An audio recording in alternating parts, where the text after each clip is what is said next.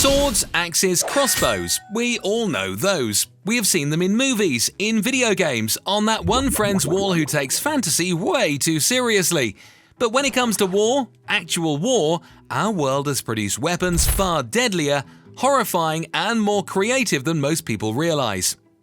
Across centuries, humans have found a way to kill each other with everything from sharpened sticks to high-speed metal tubes launched from silent submarines. So get ready to witness them all in 10 minutes. Let's rewind first to when the best you could do was grab or smack someone really hard. Roman soldiers marched into battle with the gladius, which used to be a short sword designed for up-close gut stabbing. It was so effective that the phrase "to go gladiator" basically meant to commit murder with style. Meanwhile, the Aztecs brought the macuahuitl, which was a wooden paddle with embedded obsidian blades. Yes, it was a literal murder paddle. It could decapitate a horse in one swing.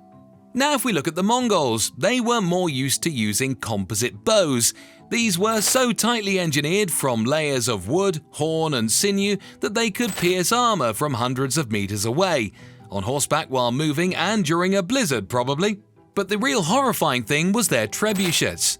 These were gigantic medieval slingshots that could hurl 300-pound rocks over castle walls.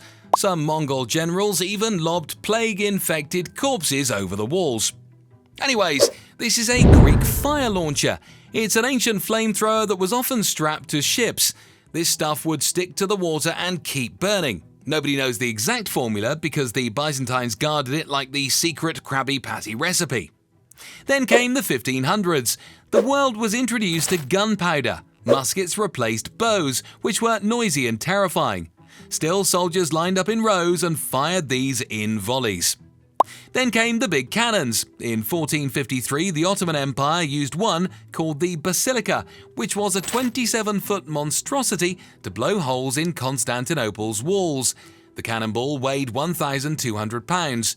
We cannot even begin to imagine the damage it caused. By the 1800s, Europe was busy with Napoleonic wars. Artillery was everywhere. Howitzers, mortars, blunderbusses that could blast nails and broken glass. Pirates and soldiers shared ammo ideas, apparently. Now let us enter the 20th century, aka the era of overkill.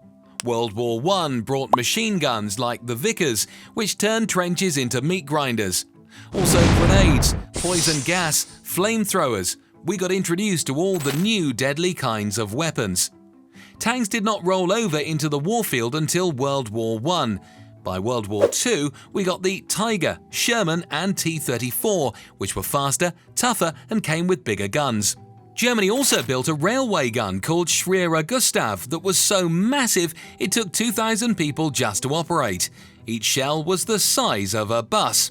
And yes, let's talk about the nuclear weapons we all know about. The US dropped Little Boy and Fat Man in 1945.